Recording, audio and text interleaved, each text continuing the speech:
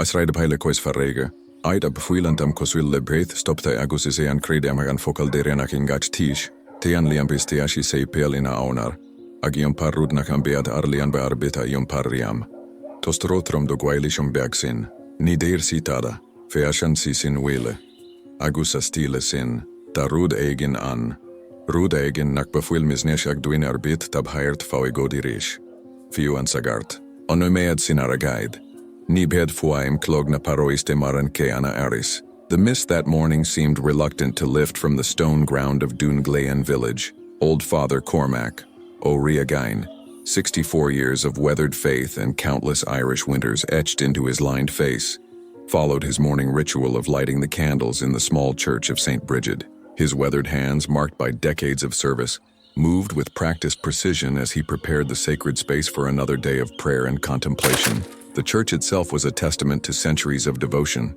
Gray stone walls that had withstood Atlantic storms, wooden pews darkened by generations of faithful hands, and stained glass windows that cast jeweled patterns across the worn flagstone floor. The scent of incense lingered perpetually in the air, mixed with the mustiness of old prayer books and the faint salt tang that drifted in from the nearby coast. It was then that he spotted her in the back pew, a solitary figure that seemed to draw the very light from the sacred space. A girl sat alone, wearing her blue school uniform with its crisp white collar and navy pinafore, hands clasped on her knees as if she feared breaking something fragile within herself. Her brown hair was pulled back in a crooked ponytail that spoke of hurried morning preparations, and her pale skin seemed almost translucent in the dim church light.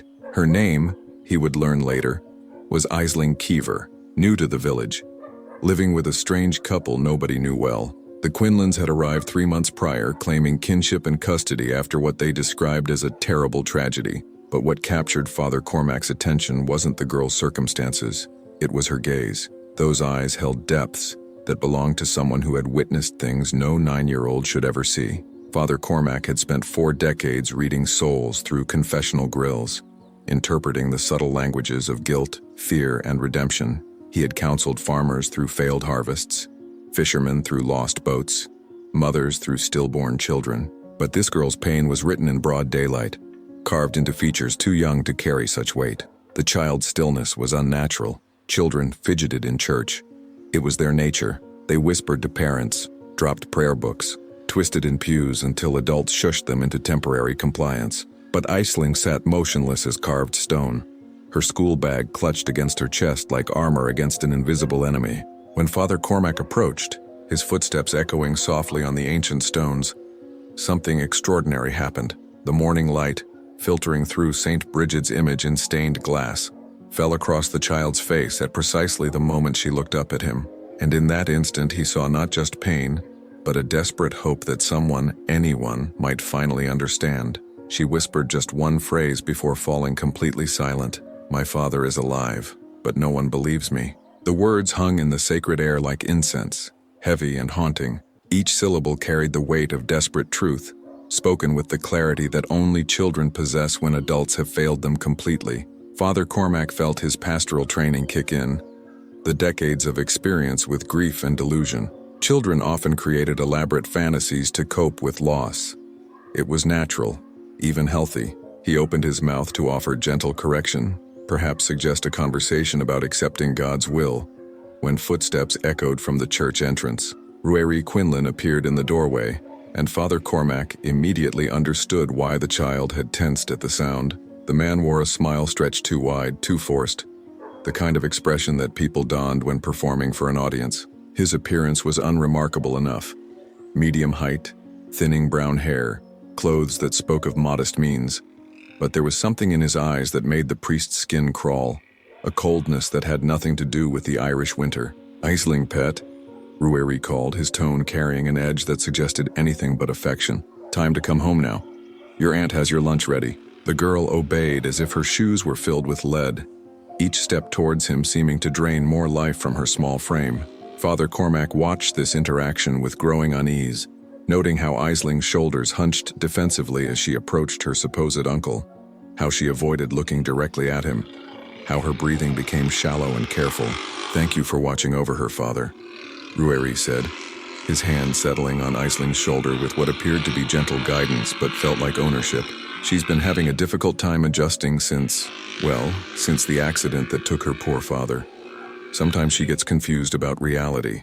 The dismissal was clear, but Father Cormac found himself studying the man's face more carefully. There was something rehearsed about his explanation, as if he'd practiced these words in front of a mirror, and the way Aisling flinched at the word accident didn't escape the priest's notice. That evening, in his small presbytery beside the church, Father Cormac felt unsettled in his bones, a sensation he hadn't experienced in years of serving this quiet parish. The building around him creaked with familiar sounds, the settling of old timber, the whistle of wind through gaps in the windows, the distant crash of waves against the cliffs below the village. These were the sounds of home, of comfort, of routine. But tonight, they offered no peace. He tried to focus on his evening prayers, reading through his sermon notes for Sunday Mass. But his mind kept returning to those haunting eyes. The girl hadn't come to church by accident. Of this, he was certain.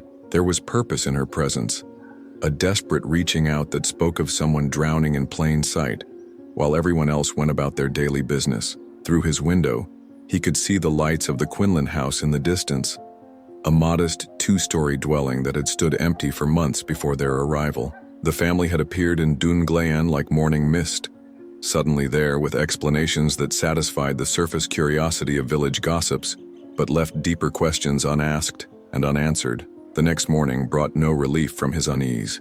As Father Cormac unlocked the church doors preparing for early Mass, he discovered something that made his blood run cold. There, left in the confessional booth like a secret too dangerous to speak aloud, was a note written in a child's careful handwriting. "Father, I need to tell you a secret. Only you can help me." The paper trembled in his weathered hands as he read those words again and again. In 40 years of priesthood, he had received countless confessions, heard secrets whispered in darkness that would shock the faithful, but this felt different. This felt like a cry for help that could change everything. Not just for one lost child, but for the man who had devoted his life to serving God and his people. Standing alone in his empty church, with morning light beginning to chase away the shadows between the pews, Father Cormac Oriagain had no idea that he had just been handed the key to a door he could never close again. Outside, the village of Dunglayan was waking to another ordinary day. But inside the church of St. Brigid, surrounded by centuries of faith and prayer, an old priest held a child's plea for help and knew that nothing would ever be ordinary again. Ruairi Quinlan and his wife Aithne had arrived in the village claiming they sought a quiet life away from Dublin. They were cordial enough, offering homemade soda bread at the parish fair and quoting biblical passages with practiced fluency that impressed the older parishioners. Yet something about them rang false, particularly in how they treated Aisling, always correcting her in public with touches too firm or smiles that never reached their eyes. The couple presented themselves as the very picture of respectability. Ruairi, with his neat appearance and carefully measured words, claimed to work in insurance from his home office, managing policies and claims through phone calls and computer work that kept him busy but flexible enough to care for his niece. Aithne, a woman in her 40s with prematurely gray hair, pulled into a severe bun that emphasized the sharp angles of her face, spoke often of their desire to give young Aisling stability and love after such unspeakable tragedy. They attended Sunday Mass religiously, always arriving precisely 15 minutes early and sitting in the same pew, third row from the front, left side.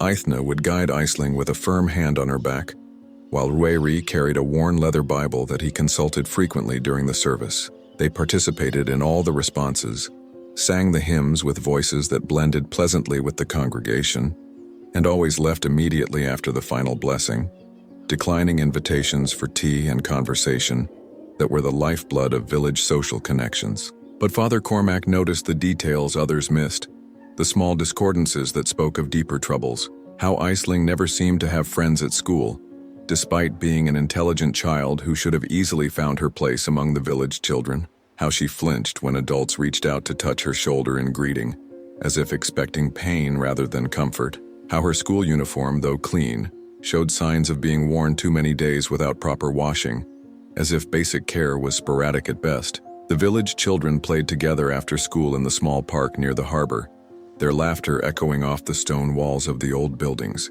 But Aisling walked home alone, her school bag clutched tightly to her chest, like armor against the world. She never stopped at McBride's shop for sweets like the other children, never lingered to watch the fishing boats return with their daily catch, never seemed to find joy in the simple pleasures that should have been her birthright. Mrs. Sile Murphy, who had taught at the village school for 37 years and possessed an almost supernatural ability to understand children, had mentioned her concerns to several parents during the weekly meeting at the community center. "The child is bright enough," she'd said, stirring her tea with unnecessary force that betrayed her frustration.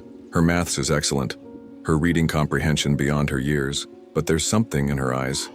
Like she's always waiting for something terrible to happen. She watches the door constantly, never fully relaxes, never lets down her guard for even a moment." Seal had tried numerous approaches to reach the girl, offering extra help during lunch breaks, suggesting she join the school's reading club, even inviting her to help tend the small garden behind the building. But Aisling politely declined every overture, maintaining the kind of distance that spoke of careful training rather than natural shyness. The micro-tension that had been building in Father Cormac's chest like pressure before a storm exploded one Tuesday evening, when Myrene O'Croynin, the village's unofficial keeper of all secrets and observer of all things, approached him after evening mass. Myrene, 83 years old with eyes sharp as winter wind and a memory that stretched back to before the modern road connected Dunglayan to the outside world, pulled him aside with gnarled fingers that possessed surprising strength. "Father," she whispered, glancing around the empty church with the paranoid care of someone who had lived through enough village scandals to know that walls had ears and secrets had wings. "I've seen that child walking alone at night 3 times now, heading towards the church when decent folk are abed. A girl that age at 9 in the evening with no coat against the cold and fog. It's not right, Father.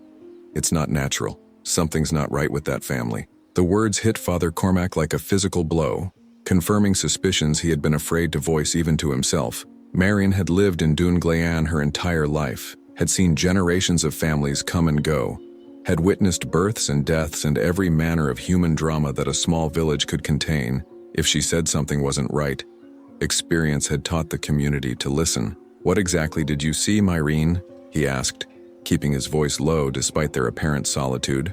"The child walking down the main road towards here, moving like someone in a dream or a nightmare. No proper shoes on her feet, just those thin slippers children wear indoors. And Father," Myrene paused, her weathered face creasing with concern. She was crying. Not the crying of a child who's hurt herself playing, but the kind of crying that comes from the soul, the kind that breaks an old woman's heart, just to witness. That night, Father Cormac found himself unable to sleep, pacing the worn wooden floors of his small presbytery until dawn painted the eastern sky with tentative fingers of light.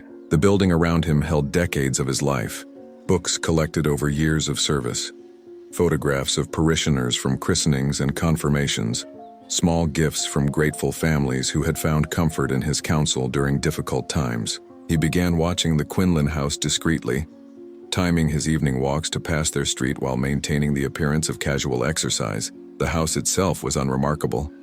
A standard 2-story building with a small front garden and the kind of lace curtains that spoke of attempts at respectability. But what he observed during these surveillance missions chilled him to the bone. The house was always dark except for one ground floor window, and he noticed Rueri closing that window each evening with what appeared to be a padlock, secured from the outside. Who locks windows from the outside of their own home? And why would anyone need to secure the ground floor in such a manner in a village where most people still left their doors unlocked? More disturbing were the sounds that occasionally drifted from the house during his evening walks. Not the normal sounds of family life, conversation, television, children playing, but something else entirely. Sometimes he heard what sounded like furniture being moved, heavy objects dragged across floors. Once he was certain he heard crying, but when he stopped to listen more carefully, the sound ceased abruptly, as if someone had been forcibly silenced. The following Sunday, after what felt like the longest mass of his career, Father Cormac's world shifted permanently on its axis. As the congregation filed out into the gray Irish morning, exchanging pleasantries about the weather and plans for Sunday dinner, Aisling lingered behind. She waited until they were completely alone, until even the last elderly parishioner had shuffled out into the pale sunlight, before approaching him with steps so careful they barely made sound on the stone floor. With hands that shook like autumn leaves in a gale, She approached him and pressed something between the pages of her children's Bible, the same illustrated version that every child in the parish received for their first communion. "Father," she whispered, her voice barely audible in the vast space of the church, "please look at this when you're alone. Please don't let them see." The desperation in her voice was unmistakable, and Father Cormac felt his heart break a little at the weight of trust she was placing in him. Here was a child who had clearly learned that adults could not be trusted, yet she was taking an enormous risk by reaching out to him. Later, in the privacy of his study with the door locked and curtains drawn, Father Cormac opened the Bible to find a photograph tucked between the pages of the Gospel of Matthew.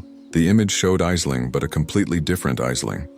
One with bright eyes and a genuine smile that transformed her entire face. Sitting on the lap of a man whose grin was identical to hers. They were beside a lake, surrounded by the wild beauty of the Irish countryside, and the love between them was so palpable, it seemed to radiate from the photograph itself. The man appeared to be in his early 40s with kind eyes and the sort of laugh lines that spoke of someone who found joy easily and shared it freely. His arms encircled his daughter protectively, and there was nothing in his posture or expression that suggested illness or impending tragedy. But it was the inscription on the back, written in a man's careful handwriting, that made Father Cormac's world stop spinning entirely. "Daddy and me at Lough Corran. We were happy before the accident." The priest stared at those words until they blurred, his mind racing through implications that seemed impossible yet increasingly undeniable. What accident? And if Aisling's father was dead, as the Quinlans claimed, why did she insist with such desperate certainty that he was alive? In the photograph, the man looked healthy, vibrant, alive with the kind of joy that comes from unconditional love and shared adventure. As night fell over Dún Gléan, bringing with it the familiar sounds of a village settling into evening routines, Father Cormac sat in his armchair with the photograph in his weathered hands. The implications of what he was beginning to suspect were staggering, the kind of truth that would shatter lives and challenge everything he thought he knew about human nature. Outside his window, he could see the lights in the Quinlan house, and he found himself wondering what was happening behind those locked windows and closed doors, what was real, and what was carefully constructed deception, and most importantly, what was he prepared to do about it? Aisling did not return to the church in the days that followed, and her absence felt like a physical wound in Father Cormac's chest. Each morning, as he lit the candles and prepared for Mass, his eyes were drawn automatically to that back pew where she had sat with such desperate stillness. The empty space seemed to mock him, reminding him of his failure to act decisively when a child had reached out for help. At the village school, Mrs. Sile Murphy's concerns had escalated from worried observations to genuine alarm. During the weekly staff meeting in the cramped teacher's lounge that smelled of instant coffee and marking ink, she reported developments that made Father Cormac's blood run cold when she telephoned him that evening. "Father, I'm at my wit's end," Sile said, her usually steady voice trembling with exhaustion and frustration. "The child has been sleeping in class, not the occasional drowsiness you'd expect from a 9-year-old, but the deep, desperate sleep of someone who hasn't been able to rest properly in days. When I try to wake her gently, she starts violently, as if expecting violence rather than kindness, and the dark circles under her eyes, Father, they're the color of old bruises." The teacher went on to describe how Aisling had taken to eating her school lunch with the desperate hunger of someone who wasn't certain when the next meal would come, carefully saving portions in her bag as if stockpiling against future deprivation. Her school uniform, while clean, showed signs of being worn multiple days without proper washing, and her hair often appeared to have been hastily brushed by inexperienced hands. "Most troubling of all," Sila continued, "yesterday I noticed what appeared to be rope burns around her wrists. When I asked about them, she pulled her sleeves down and claimed she'd been helping Uncle with garden work. But Father, there's no garden at that house worth mentioning, and those marks, they looked fresh." Father Cormac listened with growing horror, the phone receiver slipping in his sweaty palm, as the implications of Seal's observations crystallized into terrible clarity. This wasn't neglect born of ignorance or overwhelming circumstances. This was something far more sinister and deliberate. The next morning, driven by pastoral duty and human conscience in equal measure, Father Cormac made the decision that would change everything. He walked the winding road that led to the Quinlan house, his black shoes clicking against the wet stone as Atlantic mist swirled around his legs like ghostly fingers trying to hold him back. The house itself appeared innocuous enough in the gray morning light. A standard 2-story building with white painted walls, and a small front garden that showed signs of recent but minimal attention. Lace curtains hung in the windows, and a small wooden cross hung beside the front door, the kind of religious display that many Irish families considered essential for respectability. When he knocked on the green-painted door, the sound seemed to echo longer than it should have, as if the house were larger inside than its external dimensions suggested. After what felt like an eternity, the door opened to reveal Aithne Quinlan. Her gray hair pulled back so severely it stretched the skin around her eyes into an unnatural tightness. "Father Cormac," she said, her voice carrying surprise that seemed genuine enough. "What brings you to our door this morning?" "I was hoping to check on young Aisling," he replied, studying her face carefully for any telltale signs of deception. "She hasn't been attending church lately, and I wanted to ensure she's settling in well with her new family." Aithne's expression shifted almost imperceptibly, a tightening around her eyes that lasted only a fraction of a second before being replaced by what appeared to be maternal concern. "How thoughtful of you, Father. I'm afraid Aisling is poorly today. A touch of the flu that's been going around. She's been sleeping most of the morning, and we thought it best not to disturb her rest." The explanation was delivered smoothly, with just the right amount of regret and protective care that any reasonable person would accept without question. But Father Cormac had spent decades listening to confessions, learning to hear the spaces between words where truth lived or died. "Perhaps I could just say a quick prayer for her recovery," he suggested, taking a half-step toward the door. "I won't wake her, of course." "That's very kind, but really not necessary," Aithne replied, positioning herself more firmly in the doorway. "We're managing quite well, and I wouldn't want you to catch anything. You know how these things spread, especially with someone of your age needing to be careful." It was then that Father Cormac's attention was captured by something that made his skin crawl with inexplicable dread. From somewhere beneath the house came a sound, subtle but unmistakable to someone whose ears had been trained by decades of listening for the subtleties of human distress. It was a metallic clank, followed by what sounded like something heavy being dragged across a concrete floor. The sound was brief, lasting only a few seconds, but it was accompanied by a vibration that he could feel through the soles of his shoes. The house itself seemed to shudder slightly, as if something significant was moving in spaces that shouldn't exist beneath a standard village dwelling. Aithne's eyes flickered downward for just an instant, a reflexive glance that suggested she too had heard the sound and was calculating how to explain it. But she recovered quickly, her expression returning to one of polite concern for his well-being. "Old houses, you know," she said with a laugh that sounded like breaking glass. "The heating system makes the most dreadful noises. Ruairi keeps saying he'll call someone to look at it, but you know how men are about these things." Father Cormac nodded politely, but his mind was racing. He had lived in old Irish houses his entire life, had ministered to families in cottages dating back centuries. He knew the sounds that heating systems made, the natural settling and creaking of ancient timber and stone. What he had heard was something else entirely, something that spoke of human activity in spaces designed to be hidden. As he prepared to take his leave, another sound drifted up from below, so faint that he almost convinced himself he had imagined it. But there was no mistaking the desperate quality of what sounded like a human voice, muffled and distant, calling out in wordless distress. Aithne's face went completely white, her practiced composure cracking for just an instant before reasserting itself with visible effort. "Well, Father, thank you so much for your concern.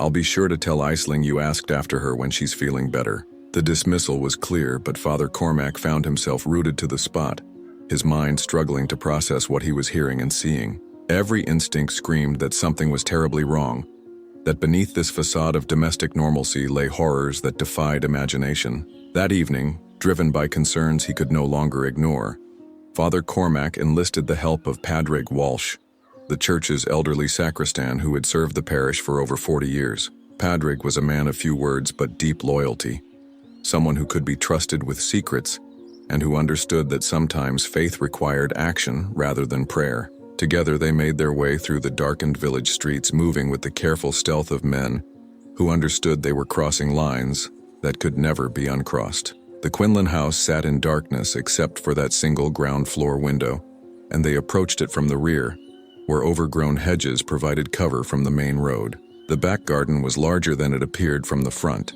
extending toward a line of trees that provided natural concealment. More importantly, they discovered what appeared to be an external entrance to some kind of basement or cellar. a wooden door set into the ground and covered with what looked like recently moved firewood and garden debris.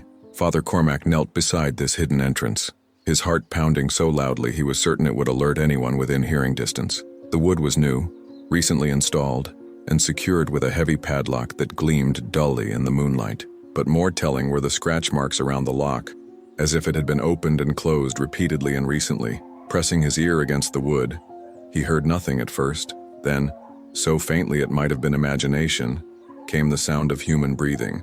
Slow, labored, as if someone were struggling against unconsciousness or restraints. "Aisling," he whispered, barely audible even to himself. "Are you there?" The response, when it came, nearly stopped his heart entirely. A voice, weak, male, unfamiliar, drifted up through the wooden barrier. "Aisling, does she still come to see you?" Father Cormac jerked backward as if the wood had burned him, his mind reeling with the implications of what he had just heard. There was someone down there, someone who knew Aisling, someone who was asking about her visits to the church, someone who, according to the Quinlans, should have been dead and buried months ago. Before he could respond or investigate further, Padraig grabbed his arm with surprising strength, his weathered face tight with alarm. "Father, someone's coming.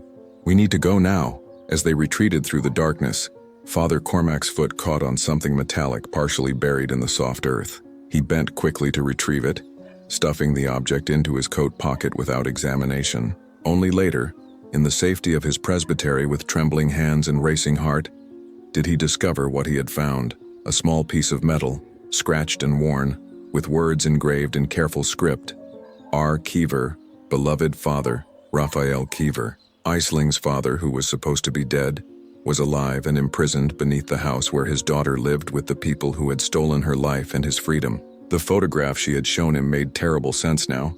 This wasn't a memorial to a dead man, but evidence of a crime so monstrous that Father Cormac's faith in human decency wavered for the first time in 40 years of ministry. The following Sunday arrived with the kind of heavy gray sky that pressed down on Dún Glean like a shroud, matching the weight that had settled permanently in Father Cormac's chest since his discovery behind the Quinlan house. He had barely slept in the 3 days since finding that metal fragment with Raphael Kiever's name, his mind cycling endlessly through scenarios that all led to the same impossible conclusion. Somewhere beneath that modest house, a man was being held prisoner while the world believed him dead. The church filled more quickly than usual that morning, as if the villagers sensed some approaching storm and sought shelter in familiar ritual. Father Cormac moved through the preparations for Mass like a man in a dream, his hands performing actions his body remembered, even as his mind wrestled with moral complexities that 40 years of priesthood had never prepared him to face.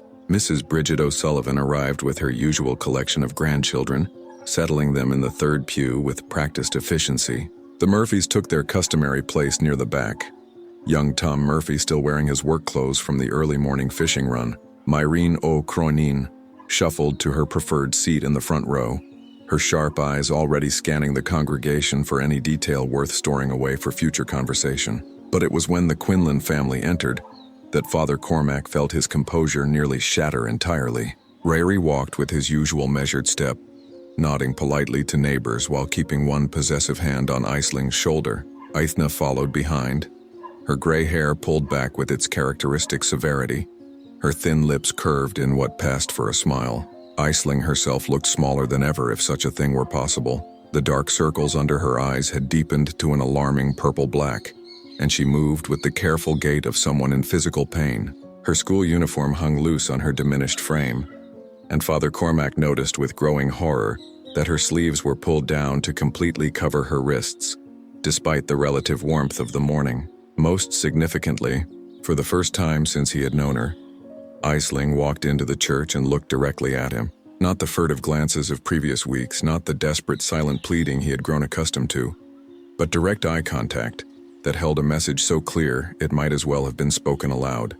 Today was the day. She entered alone, separate from the Quinlans despite their physical proximity, and took her place in the front pew with movements so deliberate they seemed choreographed. During his homily about faith in times of darkness, words that felt like ashes in his mouth given what he now suspected, she never took her eyes from his face. The weight of that gaze was like a physical force, a child's desperate trust combined with an adult's understanding of consequences. The Mass proceeded with agonizing normalcy.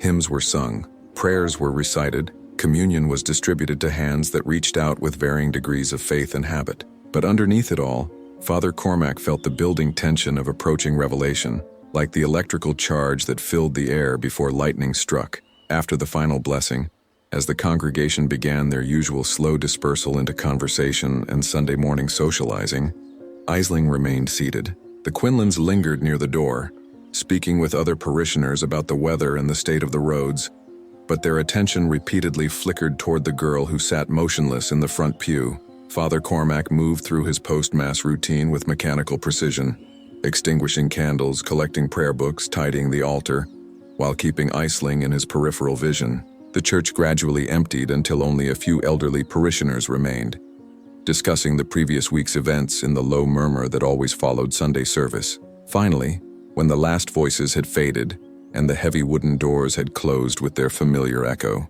Aisling rose from her seat and walked with measured steps toward the confessional booth. Father Cormac felt his heart rate accelerate as he watched her enter the small wooden chamber, closing the door behind her with a soft click that seemed to reverberate through the entire church. His hands trembled as he entered his side of the confessional, the familiar ritual suddenly feeling like the most important moment of his entire ministry. The wooden screen between them was dark with age and worn smooth by decades of whispered secrets, but today it felt like a barrier between salvation and damnation, between a child's desperate truth and a world that preferred comfortable lies. "Bless me, Father, for I have sinned," came Aisling's voice through the ancient partition, but the traditional words were spoken with an adult gravity that no 9-year-old should possess. It has been my whole life since my last confession." Father Cormac swallowed hard, his throat suddenly dry as parchment. "Tell me what troubles you, child." What followed was the longest 3 minutes of Father Cormac's life,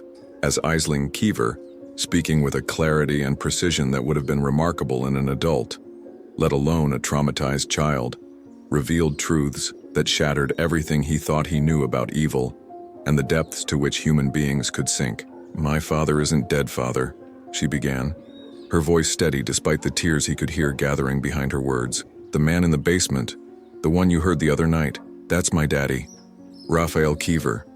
They have him chained down there and they give him drugs to keep him quiet and confused." The words hit Father Cormac like physical blows, each revelation more horrifying than the last. She told him how the Quinlans had approached her father months ago, claiming to be distant relatives who wanted to help after her mother's death from cancer the previous year, how they had gained his trust, moved into their home as temporary guardians while he grieved and struggled to raise a daughter alone. "They made him sign papers," Aisling continued, her voice growing stronger as she finally gave voice to secrets that had been eating her alive. "Legal documents that gave them custody of me and control of Daddy's business and bank accounts. They told him it was temporary, just until he got back on his feet, but the papers weren't what they said they were. The plan, as Aisling revealed it, was breathtaking in its calculated cruelty. The Quinlans had forged a death certificate, claiming Raphael had died in a car accident while traveling for work. They had produced a will, also forged, that left his considerable assets in trust for Aisling, with themselves as legal guardians and trustees. To the outside world, they appeared to be grieving relatives who had taken in an orphaned child out of Christian charity. "But Daddy figured it out," Aisling said, her voice breaking for the first time. "He found copies of the real papers, discovered what they had done. When he tried to call the police, they hit him hard, and when he woke up, he was in chains in that basement." Father Cormac pressed his hand against his mouth to stifle the sound of his own distress. The clinical precision with which a 9-year-old was describing calculated imprisonment and fraud spoke to months of living with horrors that would have broken most adults. "They keep him drugged most of the time," she continued, her words coming faster now, as if she feared losing her courage. "But sometimes when they forget or when they're drinking, he becomes more awake. He calls for me, Father. He calls my name, and I can hear him through the floor, but I can't help him. They told me if I ever try to tell anyone, they'll kill him and make it look like suicide. They said they'll tell everyone he couldn't live with losing me and Mummy both." The child's voice cracked completely then, dissolving into the kind of weeping that comes from the deepest places of the human soul. Through her tears, she managed to continue her confession, not of sins she had committed, but of the terrible burden of knowledge she had been forced to carry alone. I tried to be good, Father. I tried to do everything they said so they wouldn't hurt him, but he's getting weaker. When I sneak down to see him at night, he looks like he's dying, and they keep talking about how much longer they can keep this up, about finding a permanent solution. Father Cormac felt something fundamental shift inside his chest, as if the foundations of his faith were rearranging themselves into an entirely new configuration. This wasn't a theological problem requiring prayer and contemplation. This was a child in mortal danger and a man facing murder, while the systems designed to protect them remained obliviously unaware. "Aisling," he said, his voice hoarse with emotion, "you are the bravest person I have ever known, and you are not alone anymore." Through the confessional screen, he could see her small silhouette shaking with exhaustion and relief, a child who had finally found an adult willing to believe the unbelievable and act on faith rather than protocol. When she emerged from the confessional booth, her face was streaked with tears, but her posture had changed. The terrible weight of solitary knowledge had been shared, and in sharing it, she had found something she had lost months ago: hope. Father Cormac stepped out of his side of the booth and knelt before her, taking her small hands in his weathered ones. "Listen to me very carefully," he said, his voice carrying the authority of absolute conviction. "We are going to save your father, today, right now. But I need you to be brave just a little bit longer." He stood, walked to the back of the church, and began removing his ceremonial vestments with movements that spoke of irrevocable decision. The white alb, the green chasuble of ordinary time, the stole that marked his ordained authority, all were folded and set aside with the care of someone saying goodbye. Underneath, he wore only a simple black shirt and trousers, the clothes of a man rather than a priest. When he turned back to Aisling, his expression held something she had never seen in any adult's face before: absolute, unwavering determination to protect her, regardless of cost. "Where are we going, Father?" she asked, though something in her voice suggested she already knew. "To the Garda station in Ballingarry," he replied, taking her hand with gentle firmness. "And then we're going to bring your father home." As they walked together toward the church doors, past centuries of carved saints and painted angels, past the altar where he had served God faithfully for 4 decades, Father Cormac O'Riagain knew he was crossing a line from which there could be no return. He was choosing a child's desperate truth over institutional procedure, human love over ecclesiastical obedience, the certain destruction of his calling over the possible salvation of 2 innocent lives. And for the first time in months, his conscience was completely clear. The drive to Ballingarry Garda station felt like a journey through purgatory, every mile stretching into eternity, as Father Cormac's ancient Ford Fiesta struggled against the mounting wind that swept in from the Atlantic. Beside him, Aisling sat with the unnatural stillness that had become her signature, her small hands folded in her lap, her eyes fixed on the gray ribbon of road that would either lead to her father's salvation or to consequences too terrible to contemplate. The Garda station itself was a modest building of cream-colored concrete and institutional efficiency, designed more for processing minor disputes about fishing rights and pub disturbances than for the kind of nightmare Father Cormac was about to lay before them. The duty sergeant, a heavy-set man named Flanagan who had grown comfortable with the predictable rhythms of rural law enforcement, looked up from his paperwork with the polite but weary expression of someone accustomed to dealing with parish priests and their various concerns. "Father Cormac, isn't it?" Sergeant Flanagan said, his Kerry accent thick with the kind of hospitality that came naturally to men who had grown up in villages where everyone knew everyone else's business. "What brings you out on such a gray morning? And who's this little one?" The question hung in the air like smoke from a turf fire, and Father Cormac felt the weight of the moment settling around them like a shroud.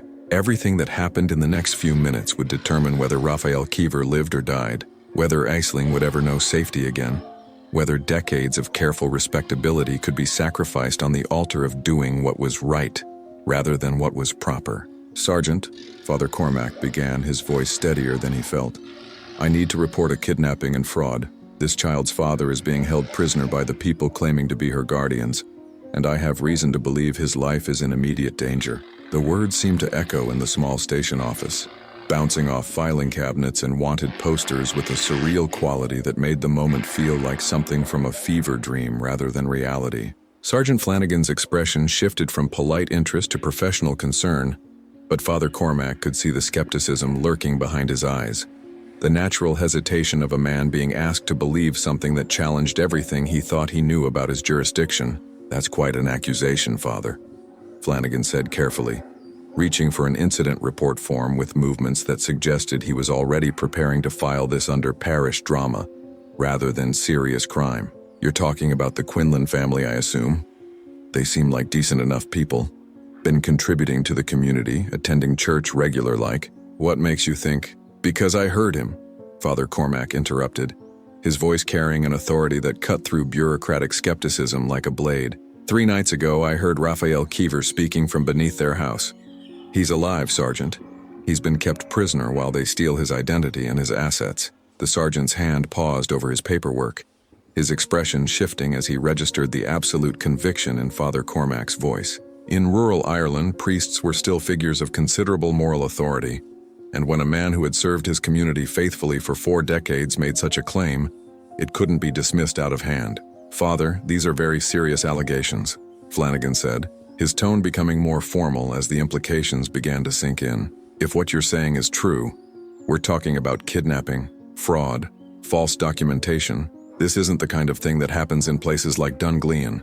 Evil doesn't respect geography, Sergeant, Father Cormac replied, placing a protective hand on Isling's shoulder. And this child has been living with the consequences of our collective assumption that horrible things only happen somewhere else, to someone else. It was then that Detective Koimi Doolan emerged from the back office, drawn by voices discussing crimes that fell well outside the station's usual remit of petty theft and public intoxication, recently transferred from the Regional Detective Unit in Limerick.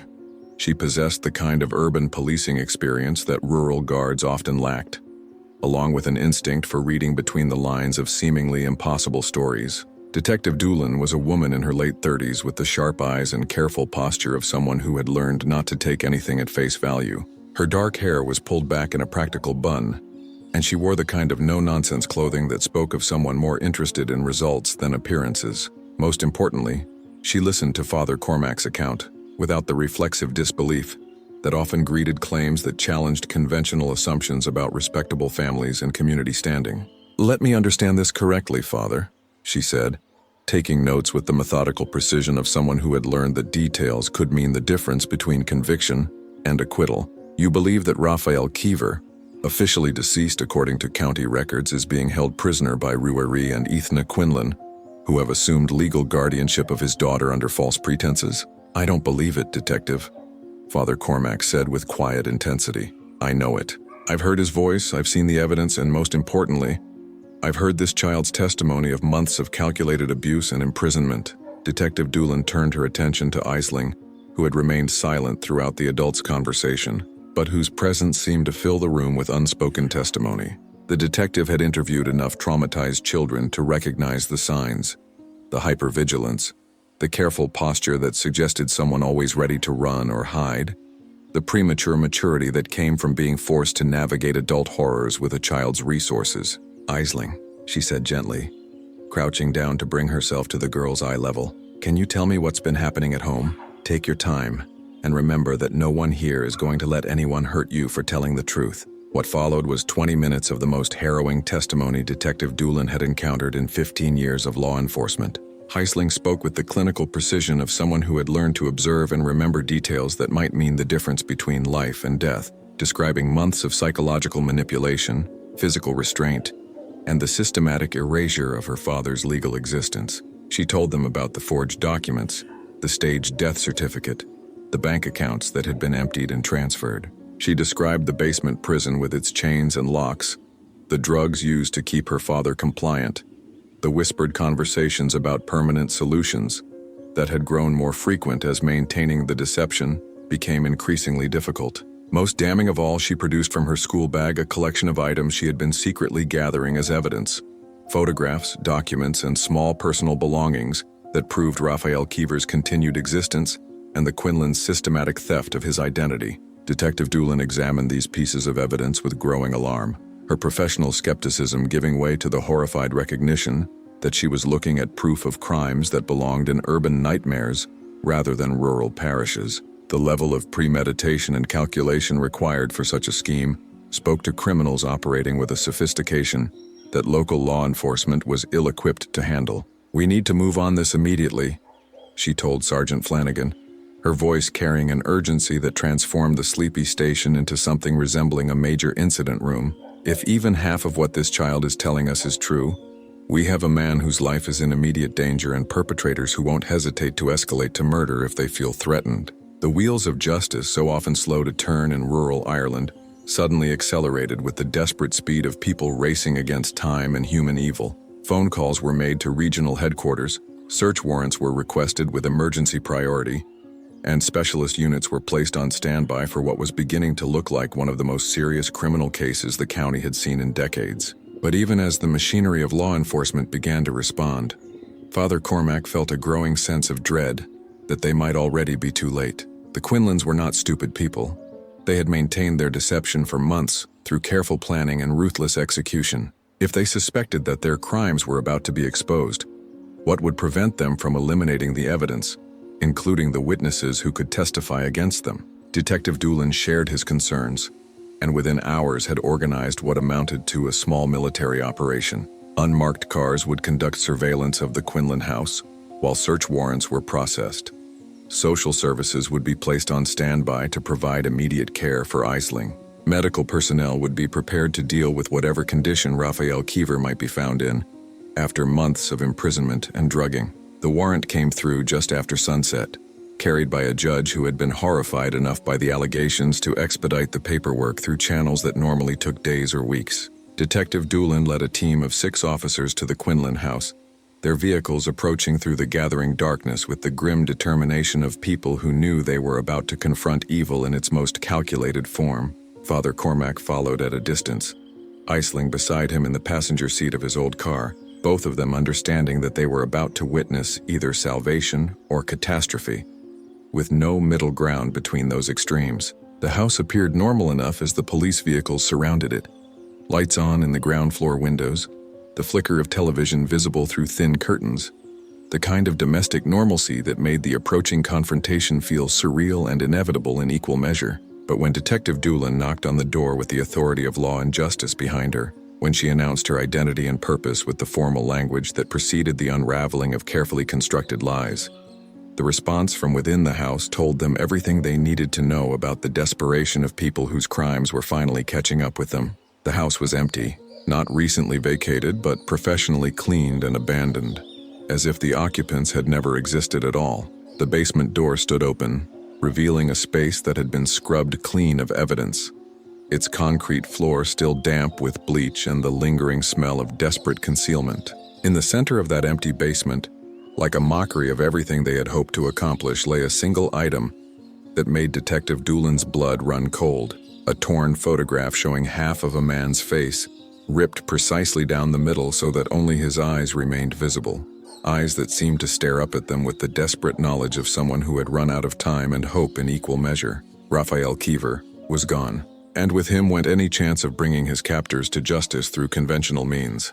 The discovery of the empty basement hit the investigation like a physical blow, transforming what had been a rescue mission into something far more desperate and time-sensitive. Detective Doolin stood in that scrubbed clean space, her flashlight beam cutting through the darkness to illuminate the concrete walls that had once held a man prisoner, and felt the terrible weight of law enforcement arriving just hours too late to prevent the unthinkable. The Quinlans had vanished with the thoroughness of people who had always known this day might come, leaving behind a house so professionally cleaned that forensic specialists would struggle to find usable evidence. But they had made one critical error in their haste to eliminate traces of their crimes. They had underestimated the determination of a 9-year-old girl who had spent months memorizing every detail that might save her father's life. While Detective Doolin and her team processed the abandoned crime scene, Aisling sat in Father Cormac's car outside, her small frame rigid with a terror that had nothing to do with her own safety, and everything to do with the growing certainty that time was running out for the man who meant everything to her. She had lived with the Quinlans long enough to understand how their minds worked, to recognize the cold calculation behind their apparent respectability. "They'll kill him tonight," she said suddenly, her voice cutting through the darkness of the car interior with startling clarity. "I heard them talking yesterday when they thought I was asleep. They said if anyone ever found out, they'd have to clean up loose ends before disappearing forever." Father Cormac turned to look at her, seeing in her pale face the kind of adult knowledge that no child should ever possess. "What exactly did you hear, Aisling?" "They have a place," she continued, her words coming faster as desperation lent urgency to memory. "Somewhere they've been preparing, just in case. Uncle Rary talked about the old turf fields near Ballybane, about buildings where nobody ever goes anymore. He said it would be perfect because bodies disappear in bog water and nobody asks questions about accidents in places like that." The words hit Father Cormac like ice water, each syllable confirming his worst fears about how far the Quinlans were prepared to go to protect their secret. These weren't people who would simply run away and start over somewhere else. They were calculating murderers who understood that Raphael Keever's continued existence was an unacceptable threat to their freedom. Detective Doolin emerged from the house at that moment, her face grim with the knowledge that they were now racing against time and human evil in equal measure. When Father Cormac shared Aisling's information about the turf fields, the detective's expression shifted from professional concern to barely contained alarm. "Ballybane," she muttered, consulting her phone's map application with hands that trembled slightly. "That's 40 minutes from here, maybe more on these roads, and there are dozens of abandoned buildings out there. Old processing facilities, storage sheds, worker housing that's been empty for decades." The turf fields of Ballybane represented everything that was both beautiful and terrible about rural Ireland. Vast expanses of bogland that had provided fuel and employment for generations, now largely abandoned to wind and weather as modern heating methods made traditional turf cutting economically unviable. The landscape was dotted with the remnants of a once thriving industry, buildings that had housed workers and machinery, now standing empty and forgotten in one of the most isolated areas of the county. It was, as Ruairi Quinlan had apparently recognized, the perfect place to commit murder and dispose of evidence where discovery might take years, if it ever came at all. "We need to move now," Detective Doolin said, already reaching for her radio to call for backup units. "But this isn't going to be a standard arrest operation. We're talking about desperate people who have already committed kidnapping and fraud, who are now facing murder charges if we find them. They have nothing left to lose." Father Cormac made a decision that 40 years of pastoral ministry had never prepared him for. "I'm coming with you," he said, his voice carrying an authority that brooked no argument. "Aisling can identify the exact location, and if her father is still alive when we find him, he's going to need to see a familiar face to know he's safe." "Father, this is a police matter," Detective Doolin began, but something in his expression stopped her protest before it could fully form. This was no longer just a priest offering spiritual comfort. This was a man who had crossed lines he could never uncross, who had chosen human love over institutional procedure, and who would see this through to whatever end awaited them in the darkness of the bog. "Aisling," Father Cormac said, turning to the girl whose courage had started this desperate race against time, "I need you to be very brave now. Can you remember exactly where this place is? Can you guide us there?" The child's response revealed the depth of determination that had sustained her through months of calculated abuse and imprisonment. "I can find it," she said with quiet certainty. "I remember everything they said. Every word, every direction, every detail that might help save my daddy." They made an unlikely convoy in the gathering darkness, Detective Doolin's official Garda vehicle leading the way with its blue lights cutting through the Atlantic mist, followed by Father Cormac's ancient Ford, with a traumatized child serving as navigator and a priest who had traded his collar for the more dangerous calling of human conscience. The roads to Ballybane were narrow and treacherous, winding through landscape that seemed designed to swallow secrets and never give them back. Ancient stone walls lined the way, built by hands that had been dust for centuries, while abandoned cottages stood like broken teeth against the gray sky. This was Ireland, at its most elemental, beautiful and terrible in equal measure, a land that had witnessed centuries of joy and sorrow with the same impassive endurance.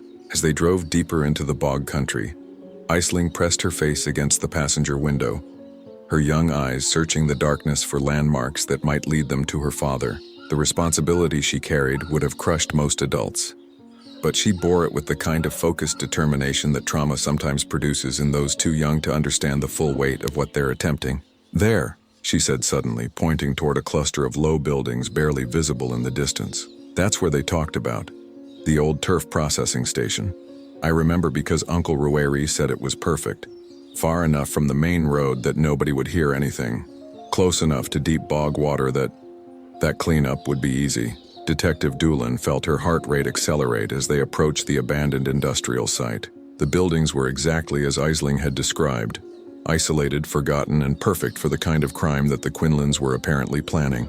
More ominously, there was a vehicle parked behind the largest structure, a dark SUV that matched the description of the car the Quinlans had been driving.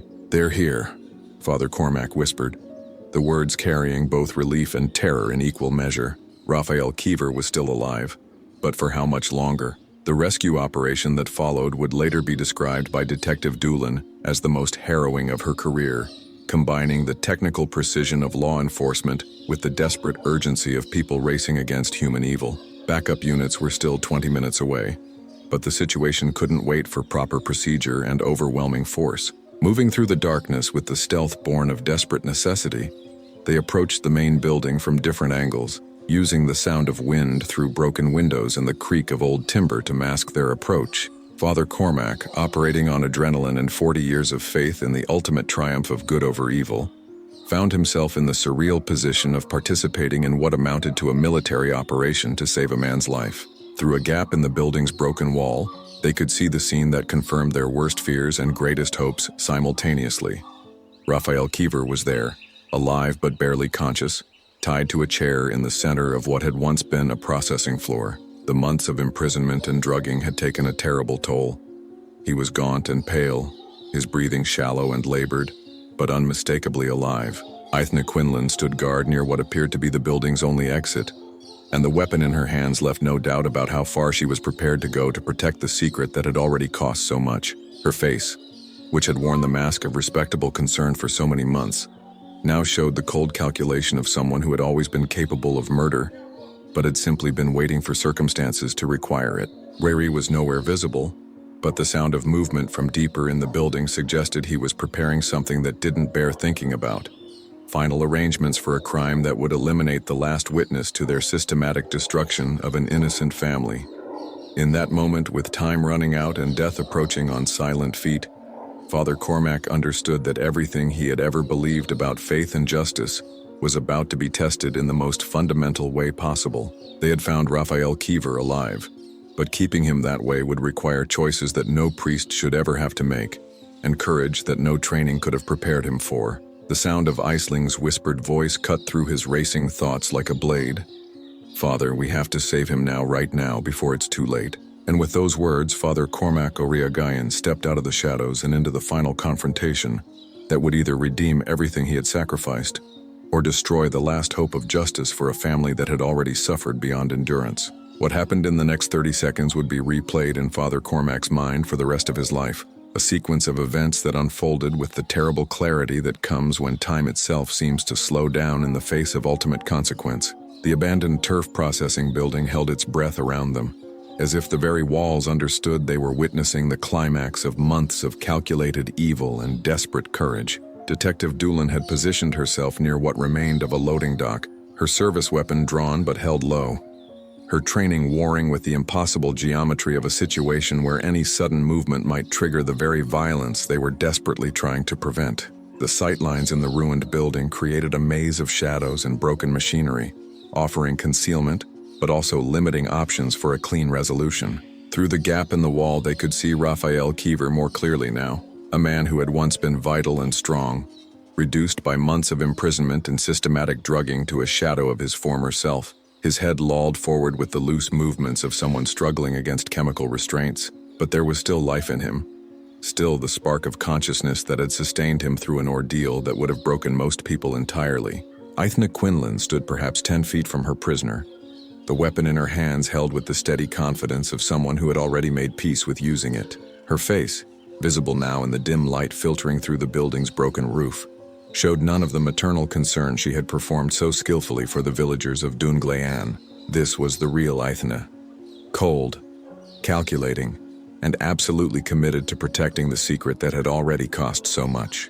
"I know you're out there," she called suddenly, her voice echoing off the concrete walls with surprising steadiness. "Whoever you are, whatever you think you know, you need to understand that this man is going to die tonight regardless. The only question is whether anyone else joins him." The words carried the matter-of-fact certainty of someone who had crossed lines that most people couldn't even imagine. who had moved so far beyond normal human conscience that murder was simply another practical problem to be solved. Father Cormac felt his blood chill at the casual way she discussed ending a life, as if Raphael Kiever were nothing more than an inconvenient obstacle, rather than a human being with a daughter who loved him desperately. Aithne. Detective Doolan's voice cut through the darkness, carrying the authority of law enforcement but tempered with the careful tone of someone trying to de-escalate a situation that had already moved far beyond conventional police procedures. My name is Detective Kwame Doolan. I'm with the Regional Detective Unit, and I need you to put down your weapon so we can talk about resolving this peacefully. The laugh that emerged from Aithne's throat was perhaps the most chilling sound Father Cormac had ever heard. Utterly devoid of humor or humanity. The kind of sound that comes from someone who has looked into the abyss of their own nature and found it comfortable. Peacefully? She repeated, the word dripping with contempt. There's nothing peaceful about what we've done, Detective. And there's certainly nothing peaceful about what happens next. It was then that Rueri emerged from the shadows at the far end of the building, and Father Cormac's heart nearly stopped at what he was carrying. Not another weapon, as they had feared, but something far more sinister, a jerry can that sloshed with liquid, the acrid smell of petrol already beginning to fill the enclosed space. The implication was clear and terrifying. If they couldn't escape with their secret intact, they would ensure that no evidence survived to condemn them. You see, Detective, Rueri said, his voice carrying the same educated reasonableness that had fooled an entire village into trusting him with an orphan child. We've planned for every contingency. Raphael dies tonight regardless of what happens to us. The only variable is whether this building becomes his funeral pyre or simply his grave. Father Cormac closed his eyes for a moment, feeling the weight of 40 years of faith pressing down on him like a physical force. Everything he had ever believed about the power of prayer, about the ultimate triumph of good over evil, about God's protection of the innocent, was being tested in this moment of absolute moral crisis. Either faith meant something in the face of calculated evil, or it was simply comfortable delusion that crumbled when confronted with real darkness. When he opened his eyes, he saw something that changed everything. Aisling, moving through the shadows with the silent determination of someone who had spent months learning to be invisible when adults were planning terrible things. She had followed them despite explicit instructions to remain in the car, had somehow found a way into the building through gaps that only a child could navigate, and was now positioning herself in a way that would either save her father or get them all killed. The girl's courage was both inspiring and terrifying. She moved with the focused intensity of someone who understood that this was her last chance, her final opportunity to save the man who had been everything to her before the Quinlans had stolen their lives and twisted them into something unrecognizable. But she was still just a 9-year-old child, and what she was attempting required resources and skills that no child should ever need to possess. "Daddy!" she called out suddenly, her voice cutting through the tension like a blade, causing every adult in the building to freeze in positions that would determine whether the next few seconds brought salvation or catastrophe. "Daddy, I'm here. I came to take you home." The effect on Raphael was immediate and profound. His head lifted with an effort that seemed to require every ounce of strength he possessed, his eyes focusing with desperate intensity on the small figure moving through the shadows toward him. For the first time in months, his face showed something other than drug-induced confusion. Recognition, love, and a desperate determination to protect his daughter even in his weakened state.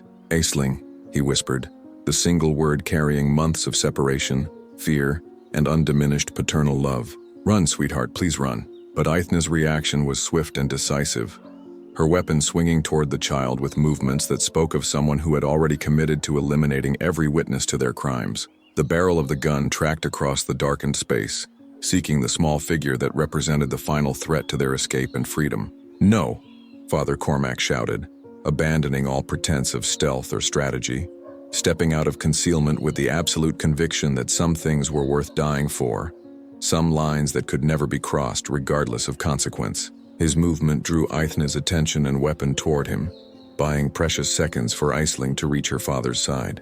What followed was a moment of perfect clarity in which everyone present understood exactly what was about to happen and exactly what it would cost. Aithne's finger tightened on the trigger with the deliberate pressure of someone who had made peace with murder. Father Cormac continued his desperate charge across the broken concrete floor, knowing he couldn't reach her in time, but hoping to shield the child with his own body. Aisling reached her father's chair and began fumbling with the ropes that bound him, her small fingers working with desperate efficiency, while tears streamed down her face. Raphael, summoning strength from reserves he didn't know he still possessed, managed to lean forward enough to whisper urgent words of love and protection that no child should ever need to hear from a dying parent. Detective Doolin moved from her position with professional precision, but the geometry of the building worked against her, obstacles and shadows preventing a clear shot that wouldn't risk hitting the innocent people she was trying to save. Her training screamed at her to take the shot anyway, to accept the risk of collateral damage in order to stop a killer.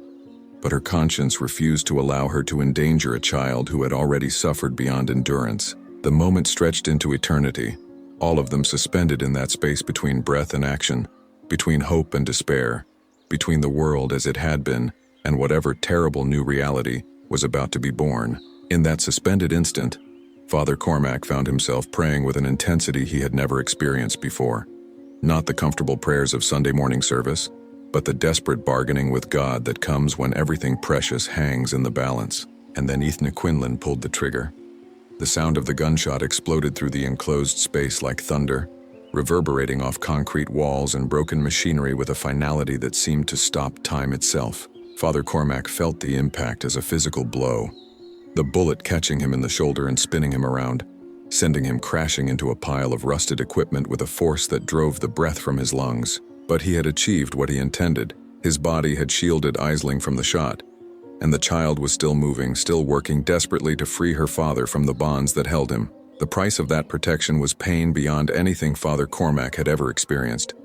But it was a price he paid gladly, understanding finally what it meant to choose love over safety, sacrifice over survival. Ethna stepped back, shocked by what she had done despite months of planning for exactly this moment. Killing in cold blood, it turned out, was different from planning to kill, and the reality of blood and violence shattered her composure in ways that months of calculated cruelty had not. She stared at the fallen priest with something approaching horror, as if seeing for the first time the true cost of the path she had chosen. It was in that moment of hesitation that Detective Doolin finally had the clear shot she needed. Her service weapon spoke with the authority of law and justice, and Ethna Quinlan's reign of calculated terror ended with the finality that such evil deserved. Rayri, seeing his partner fall and understanding that their carefully constructed plan had collapsed entirely, raised his hands in surrender with the defeated posture of someone who had gambled everything and lost. In the sudden silence that followed, broken only by the sound of Father Cormac's labored breathing and Aisling's desperate sobs, the abandoned building seemed to exhale years of accumulated darkness, finally allowing light to penetrate spaces that had known only shadows and fear. Raphael Kiever, freed at last from the ropes that had bound him for so many months, reached out with trembling arms to embrace the daughter who had risked everything to save him.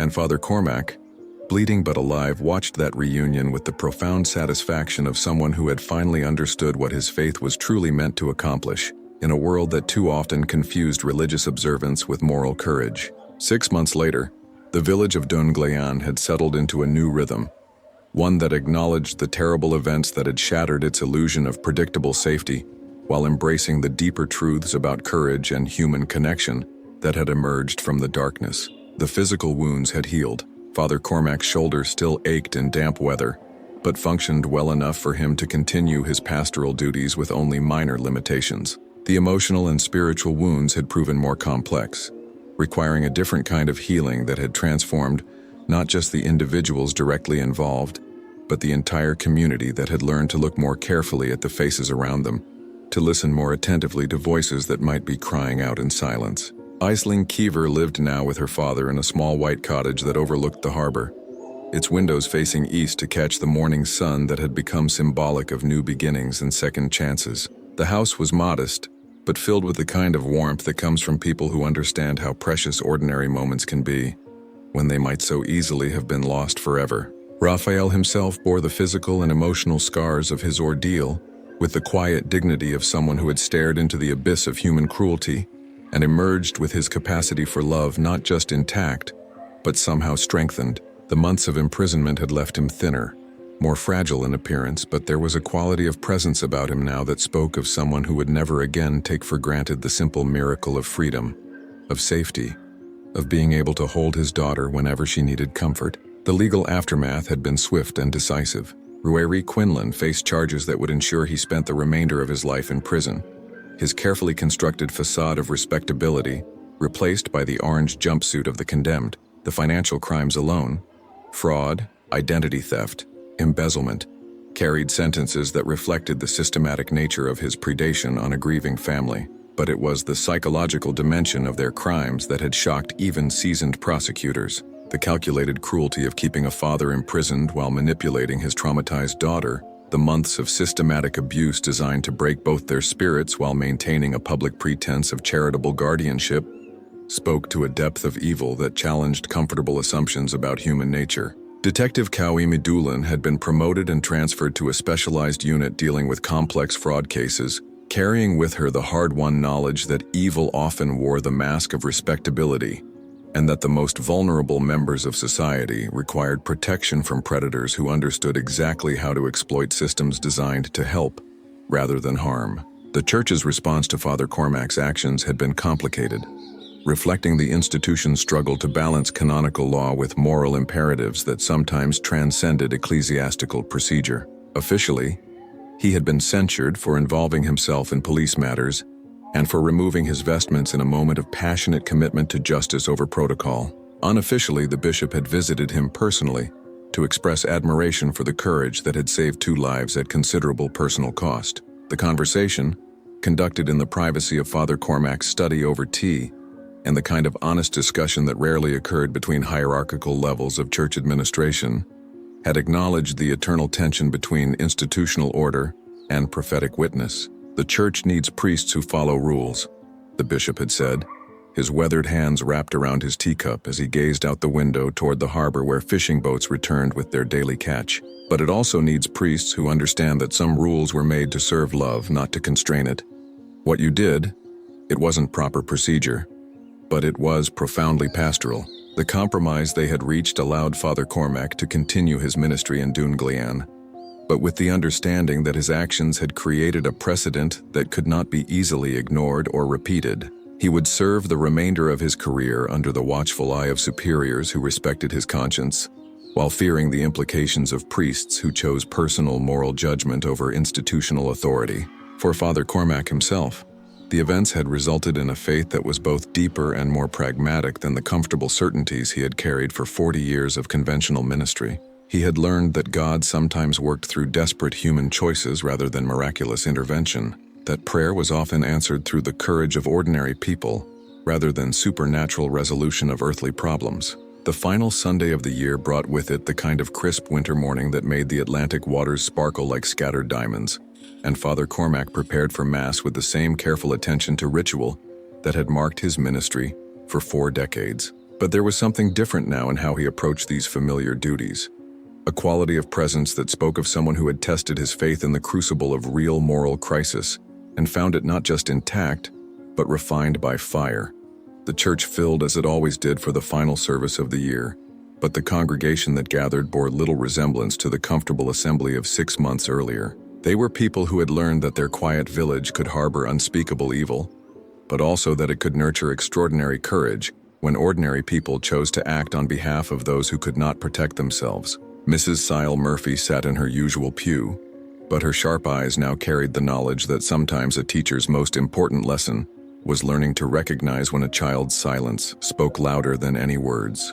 Myrene O'Croinin occupied her front row seat with the satisfied expression of someone whose lifetime of observing human nature had been vindicated in the most dramatic possible way. But it was when Raphael and Aisling Kiever entered together that the true meaning of the morning became clear. They walked side by side, father and daughter reunited not just physically but spiritually, their shared ordeal having forged bonds that would never again be broken by human cruelty or institutional indifference. Aisling, now 10 years old and beginning to show signs of the confident young woman she would someday become, no longer carried herself with the desperate vigilance that had marked her months of captivity. She still bore scars, physical and emotional, that would always be part of her story, but they were healing scars now, marks of survival rather than symbols of ongoing torment. They took their place in the third pew, the same location where the Quinlans had once performed their charade of respectability.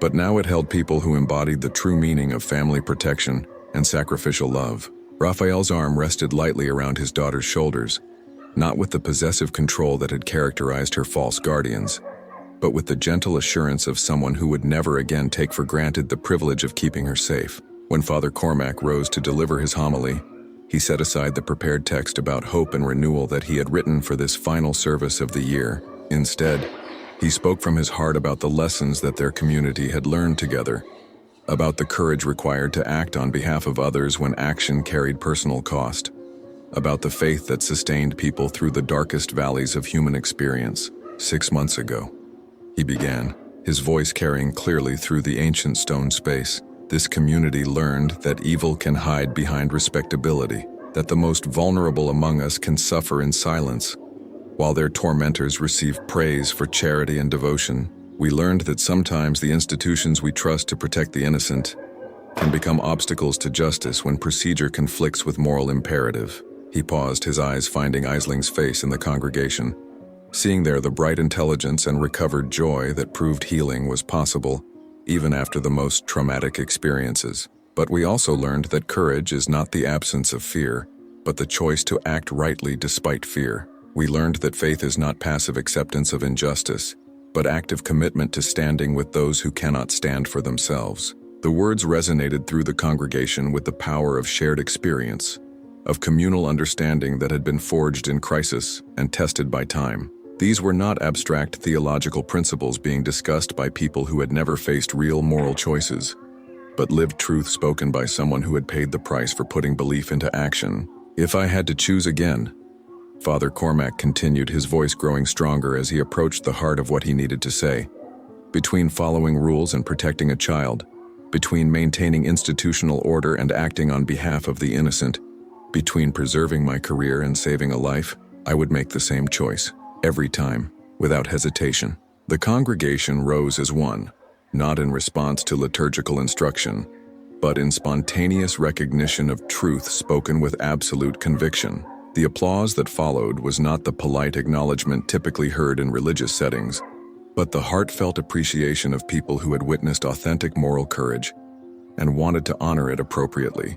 Father Cormac stood before them, no longer wearing the ceremonial vestments that had once defined his identity, but dressed in the simple black shirt and white collar that marked him as a priest who served people rather than institutions. His gray hair caught the morning light streaming through the ancient windows, and his lined face bore the peace that comes to those who have found harmony between belief and action.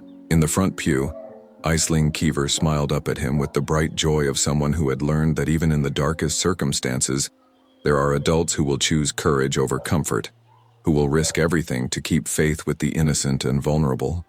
In her small hands, she held the same rosary that had sustained her through months of captivity, but now it was a symbol of gratitude rather than desperate prayer. As the service concluded and the congregation began to file out into the crisp December morning, Father Cormac reflected on the strange mathematics of faith, how losing everything he had thought important had led him to discover what truly mattered, how risking his career had saved his soul, how choosing to act like a human being had made him a better priest than 40 years of conventional ministry ever could. Outside the church, the village of Dunglean spread out before them under winter sunlight that transformed ordinary stone and water into something approaching the sacred.